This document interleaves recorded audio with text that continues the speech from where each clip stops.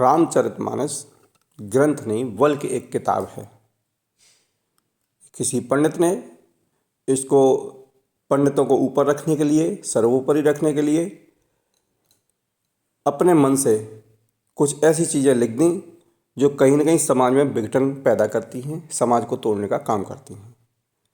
यह कहना है स्वामी प्रसाद मौर्य का। सपा के नेता हैं, पहले बसपा के नेता थे, फिर बीजेपी के नेता हुए, अब ये सपा के नेता हो गए। इनकी जो चलन है उससे यही कहीं न कहीं साबित होता है कि हो सकता है आगे चल के किसी और के भी नेता हो सकते हैं। टिकाऊ नहीं है। जहाँ इनको तरी मिलती है वहीं ये अपनी दरी बिछा लेते हैं, ऐसा कहना है इनके बारे में। खैर, अभी रामचरितमानस को लेकर ये चर्चा में है। कामों को लेकर तो बहुत ज़्यादा चर्चा में नहीं रहे और इनकी अवस्था भी मैं समझता हूँ 60 के आसपास होगी। अचानक इनके हृदय में ये जो प्रेम उमड़ा है दलितों, शूद्रों और पिछड़ों के विषय में, बारे में, तो निश्चित रूप से कहीं न कहीं ये दर्शाता है कि इनको कुर्सी बचानी है, कुर्सी अपनी पानी है, इसलिए इतनी भागदौड़ हाय तौबा कर रहे हैं। क्योंकि इससे पहले कभी इन्होंने रामचरितमानस को शायद सुना नहीं या देखा नहीं या इसकी कभी चर्चा नहीं हुई। अचानक कैसे इनके हृदय में रामचरितमानस को इतना उबाल आया और अब इनको ओबीसी की, एससी की, एसटी की याद आने लगी। दलितों पर एक नहीं अनेकों बार अत्याचार हुए।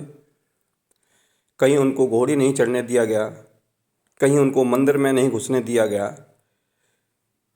ऐसा अगर हुआ भी तो उनका अपमान सार्वजनिक हुआ। एक नेता देश का नहीं निकल के आया, ना एससी का निकला, ना ओबीसी का, ना एसटी का, और ना ही जो मनवादी खुद को कहते हैं कि हम सर्वधर्म में अपनी आस्था रखते हैं, विश्वास रखते हैं, एक भी नहीं बोला। अब इनको ओबीसी की, एसटी की, एससी की याद आ रही है क्योंकि इस समय ये लोग बेरोजगार हैं। जो सत्ता बेहीन होता है उसे हम बेरोजगार ही कहते हैं। सत्ता में होते हैं उस समय सिर्फ और सिर्फ ये अपने जुगाड़ में लगे रहते हैं, कैसे भी सत्ता बनी रहे, इनकी अच्छी व्यवस्था बनी रहे, बच्चे राजनीति में अपना कैरियर बनाते रहें, विदेशों में पढ़ते रहें। यहाँ तो बच्चे प्राइमरी में पढ़ ही रहे हैं, पंजीरी खाई रहे हैं, इस पर कोई गौर नहीं है। केवल स्वामी प्रसाद की बात नहीं, सभी नेता यही काम करते हैं। नेताओं से देश के विकास की उम्मीद करना बेईमानी से लगने लगी है। अब जब खुद पर आ बनती है तो ये तरह तरह के हथकंडे अपनाने लगते हैं, जनता को गुमराह करने लगते हैं, जनता को अपने साथ लेने का प्रयास करते हैं कि कैसे भी जनता इनकी बात कहने लगे, फिर से इनका माहौल बने, वजूद बने। ये सभी नेता करते हैं। अभी रामचरितमानस को लेकर स्वामी प्रसाद आगे हैं, चर्चा में हैं। इसके साथ ही पूर्व मुख्यमंत्री अखिलेश यादव भी इसी जंग में कूद पड़े हैं। उन्होंने भी ऐलान कर दिया कि मुख्यमंत्री योगी से पूछेंगे कि वह शूद्र हैं। ये बात इनको अब याद आ रही है कि ये शूद्र हैं। शायद इनको आज तक अपनी हकीकत नहीं मालूम कि शूद्र ही हैं। इनको तो तभी समझ जाना चाहिए था जब ये कुर्सी से हटे थे तो पूरे विधानसभा को गंगा जी से धुलवा दिया गया था। उस समय इनको समझ नहीं आई थी कि शूद्र हैं। आज कहीं न कहीं इनके मान सम्मान को जब ठेस पहुंची तो आज ये भी बौखला गए, या ये भी मतलब क्रोध में हैं, उतावलेपन में हैं। ये पूछेंगे कि क्या ये शूद्र हैं। अब तक तमाम शूद्रों पर अत्याचार हुए, तमाम उनकी बहन बेटियों के साथ अत्याचार हुए, तमाम बार उनको सार्वजनिक रूप से अपमानित किया गया। अखिलेश यादव नहीं बोले। आज़ादी के 75 सालों में भी शूद्रों की जो हालत है वो सुधरने में नहीं आ रही। ये तस्वीर आप देख रहे होंगे, राजस्थान की है। महिलाओं के साथ किस तरह का क्रूर व्यवहार किया गया।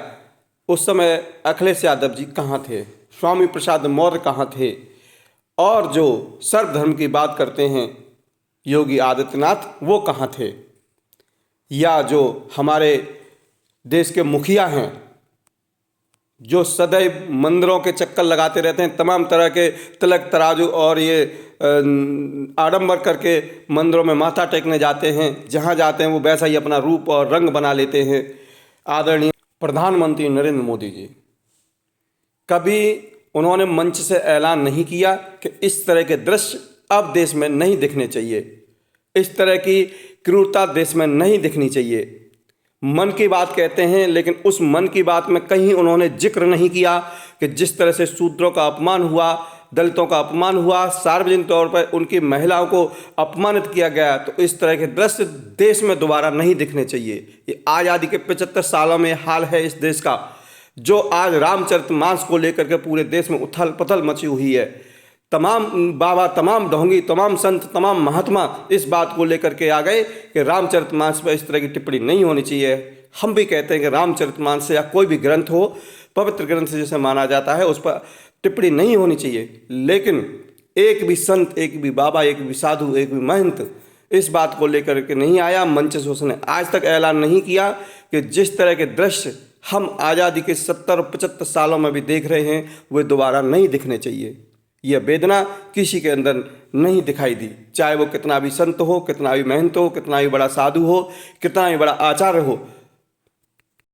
यह समानता की बात करते हैं, तो ये दृश्य हमें क्यों देखने को मिले और क्यों हम इनसे रूबरू हो रहे हैं, क्यों इनसे हम आज प्रताड़ित हैं, क्यों न ये जनता इस पर प्रश्न दागे, क्यों नहीं इन तमाम तुम्हारे जो इस तरह के ग्रंथ बने हुए हैं जिनमें पोप लीलाएँ लिखी हुई हैं, ढोंग लिखे हुए हैं, भ्रम पैदा करने की जो स्थितियाँ लिखी हुई हैं, उन पर क्यों सवाल नहीं होने चाहिए।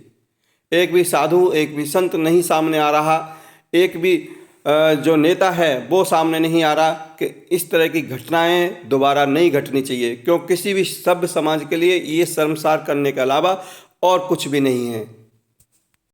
चुनाव के आसपास ही ये लोग हिंदू रहते हैं, उसके बाद आप लोग हिंदुओं में भेद कर देते हैं कि ये एससी का है, ये ओबीसी का है, ये अति पिछड़ा है, पिछड़ा है। चुनाव आता है तब सब हिंदू हो जाते हैं, जब कोई संकट वाली बात आती है तब सब हिंदू हो जाते हैं। तो आज तक आप हिंदू की परिभाषा नहीं बता पाए कि कौन हिंदू है और कितने हिंदू हैं इस देश के अंदर। जब बात आती है तो 125 करोड़ की बात आप कर देते हैं कि हम सब हिंदू हैं, लेकिन जब इस तरह के अत्याचार इन हिंदुओं पर होते हैं तब एक भी बाबा, एक भी साधु मंच से नहीं बोलता है। आज ये चर्चा में धीरेन्द्र शास्त्री बने हुए हैं, हिंदुत्व का झंडा लेकर के घूम रहे हैं, तमाम उग्र हो जाते हैं मंच से। ये बाबा की शैली, बाबा की भाषा नहीं हो सकती है, लेकिन इस संत के माध्यम से, इस संत के मुंह से भी एक शब्द नहीं निकला कि इस तरह के जो अत्याचार दलितों पर हुए या इस तरह के दृश्य दोबारा नहीं दिखने चाहिए। ये बाबा तरह तरह की कलाबाजियाँ मंच पर खाते हैं, तमाम तरह की तालियां बजाते हैं, तमाम व्यंग कसते हैं, लेकिन एक व्यंग इस बात पर नहीं कसा गया कि जो हम दुर्दशा देख चुके हैं या दुर्दशा जो झेल रहे हैं एससी एसटी की, वो दोबारा हमारे सामने नहीं आनी चाहिए। ये किसी भी सभ्य समाज के लिए शोभा नहीं देती है, अखंड भारत के लिए शोभा नहीं देती है। उम्मीद है धीरेन्द्र शास्त्री ही नहीं, जितने भी ये आचार्य बैठे हुए हैं जो मंचों से झूठ पर भी जनता से ताली बजवा लेते हैं और ढोंग पर भी लोग नृत्य करते हैं, तो आज ये भी अपने बुद्धि और विवेक को खोल लेंगे कि इस तरह के दृश्य देश में कभी नहीं होने चाहिए।